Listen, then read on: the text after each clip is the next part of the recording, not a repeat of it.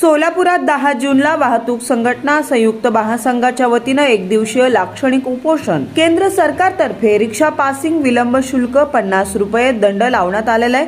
तरी ते लावण्यात आलेला दंड हे त्वरित रद्द करावेत, यासाठी केंद्र सरकारने त्वरित निर्णय घेऊन प्रश्न मार्गी लावावा. याकरता पूनम गेट जिल्हा परिषद सोलापूर येथे एक दिवसीय लाक्षणिक उपोषण करण्यात येत असल्याचं वाहतूक संघटना संयुक्त महासंघाच्या वतीनं पत्रकार परिषदेत प्रदेशाध्यक्ष रियाज सय्यद यांनी सांगितलं असून या उपोषणास रिक्षा चालक व रिक्षा संघटनांनी हजारोंच्या संख्येनं सहभागी व्हावं असं आवाहनही करण्यात आलंय.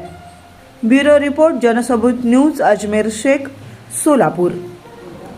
वाहतूक संघटना संयुक्त महासंघाने गेल्या लोकसभा इलेक्शनमध्ये जाहीरपणे काँग्रेस पक्षाला आणि माननीय प्रणितीताई शिंदे यांना आम्ही जाहीरपणे पाठिंबा दिलं होतं. का म्हणजे आमचे चालकांच्या समस्या, चालकांची अडीअडचणी त्या संसदेत मांडतील आणि आम्हाला न्याय हक्क मिळवून देईल, यासाठी आम्ही त्यांना जाहीर पाठिंबा दिलेला आहे. आम्हाला अपेक्षा आहे की ताई, आपण संसदेत गेल्यानंतर सर्वप्रथम आपण रिक्षा चालकांचे मुद्दे आणि चालकांचे मुद्दे आपण या संसदेत मांडतील आणि आम्हाला न्याय देतील.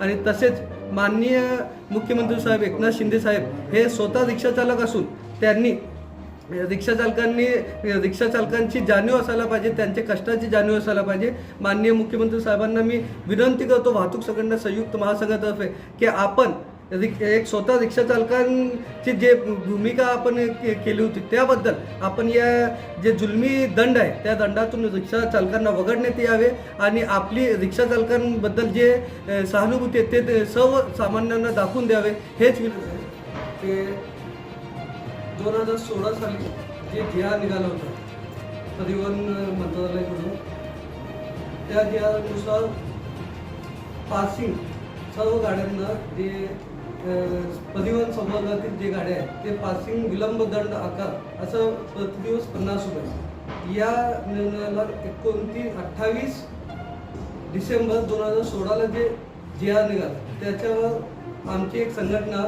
मुंबई बस चालक मालक संघटना यांनी माननीय उच्च न्यायालयामध्ये एक जनहित याचिका दाखल केली होती. त्या याचिकेचे निकाल 2 एप्रिल 2024ला माननीय उच्च न्यायालयाने ती याचिका फेटाळली आणि खारिज केली. त्यामुळे अचानकपणे परिवहन आयुक्तांनी 7 मे 2024ला एक परिपत्रक काढले सर्व आरटीओंना की आजपासून 2016 ते आज तक आहेत जे पण विलंब आकार आहे ते सर्वांकडून वसूल करून घ्यावे. तर त्या अनुषंगाने आमचं म्हणणं एकच आहे की माननीय उच्च न्यायालयाने जे आदेश काढला त्यामध्ये त्यांचा एकच उद्देश होता की जे ॲक्सिडेंट प्रमाण आहे ते प्रमाण अनफिट गाड्यांमुळे जास्त आहे, त्यामुळे यांना 50 रुपये दंड आकारून घेण्यात यावे. पण आमचे जे वाहतूक संघटना संयुक्त महासंघ आणि बाकींचे जे संलग्न झालेले संघटना आहेत त्यांच्या बोलणं एकच आहे की रिक्षा हे व्यवसाय स्थानिक आहे, लोकल आहे, याची स्पीड लिमिटेड असते आणि 3 सीटवर चालणारा व्यवसाय आहे. याचा ॲक्सिडेंट प्रमाण फक्त 1% आहे. तर या जुलमी कायद्यातून, जुलमी दंडातून रिक्षांना वगळण्यात यावं, यासाठी आम्ही उद्या 10 जून 2024 सकाळी 10 वाजता पूनम गेट जिल्हा परिषद इथं एक दिवसीय लाक्षणिक उपोषणची हे केलेले पुकारलेलं आहे. त्यामध्ये विविध संघटनांचं संलग्न झालेलं आहे आणि याच उद्देशाने आम्ही सर्व रिक्षा चालकांना आणि सर्व रिक्षा चालक मालक बांधवांना एक विनंती करत आहे, आवाहन करत आहे की आपण या आंदोलनात, या उपोषणात आवर्जून उपस्थित राहावे आणि सरकारला दाखवून द्यावे की आपलं जे आंदोलन आहे ते योग्य आहे आणि आम्हाला या जुलमी दंडातून वगळण्यात यावं.